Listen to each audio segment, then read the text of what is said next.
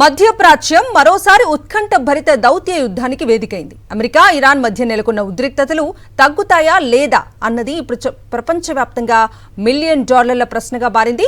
ఇరాన్పై America విధించిన నౌకాదళ దిగ్బంధనం అత్యంత కఠినంగా అమలవుతుండగా మరోవైపు లెబనాన్లో ఇజ్రాయెల్ తన దాడులను తాత్కాలికంగా ఆపేందుకు మొగ్గు చూపుతోంది. అటు ఇస్లామాబాద్ వేదికగా పాకిస్తాన్ చేస్తున్న మధ్యవర్తిత్వ ప్రయత్నాలు ఏ తీరానికి చేరుకుంటాయి? అసలు వైట్ హౌస్ వ్యూహం ఏంటి? దీనిపై మరిన్ని వివరాలు ఇప్పుడు చూద్దాం.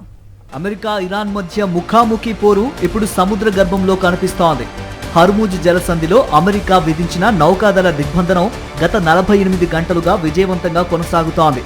ఒక్క ఇరాన్ అనుబంధ నౌక కూడా ఈ దిగ్బంధనాన్ని దాటి బయటకు రాలేకపోయిందని అమెరికా సెంట్రల్ కమాండ్ స్పష్టం చేసింది.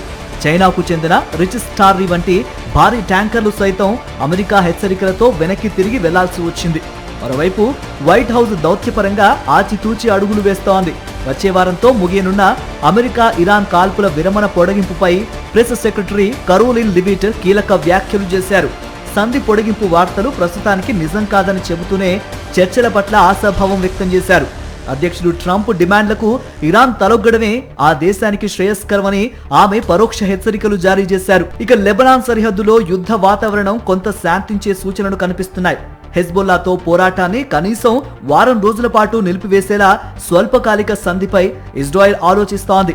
వాషింగ్టన్లో జరిగిన ఇజ్రాయెల్ లెబనాన్ చర్చలు చారిత్రక మైలురాయి అని అమెరికా అభివర్ణించినప్పటికీ గ్రౌండ్ లెవెల్లో హెజ్బొల్లా ఈ సంధిని పాటిస్తుందా అన్నది అనుమానంగానే ఉంది.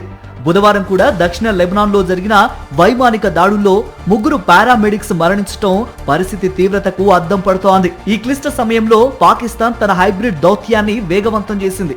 Pak army chief field marshal Asim Munir టెహ్రాన్లో ఇరాన్ విదేశాంగ మంత్రితో చర్చలు జరుపుతుండగా అటు ప్రధాని షెహబాజ్ షరీఫ్ సౌదీ అరేబియా చేరుకున్నారు.